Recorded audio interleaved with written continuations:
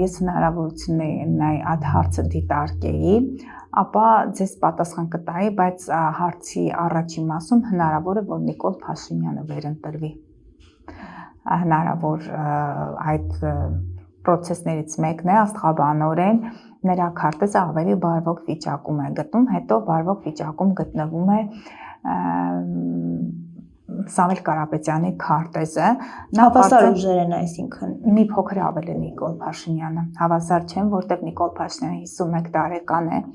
ես մնացած հարթակներում եւ նաեւ իմ ալիքում ցույց են տվել քարտեզը, նա երկվորյակ է եւ նրա ծնված պահին Պլուտոնը գտնում է կշեռքում, Պլուտոնը դա մեծ մասսաներն են, դա գերտերություններն են, դրանք ուժերն են, համաշխարհային ուժերն են,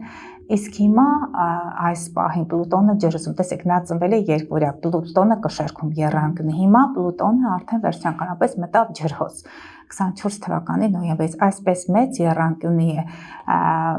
ձևավորվել, որը բացառիկ բարենպաստ այդպես դիրքավորում է կոչվում աստղաբանության մեջ մի հատ չէ, այս մեկ եռանկյունին մեծ հնարավորություն, պատկերացնեք 3 մեծ հնարավորություն եւ այդ հնարավորությունը տրվել է մնացած երկվորյակ կենդանակերպերի ազդեցության տակ ծնվածների, նաեւ այնտեղ Գուրգեն Սիմոնյանն է, բայց որ այն Պլուտոն մոլորակը ավելի շատ օգնում է Նիկոլ Փաշինյանին եւ նաեւ մենք պետք է հաշվի առնենք իրական կյանքում ինչպիսի դիրքեր ունի նա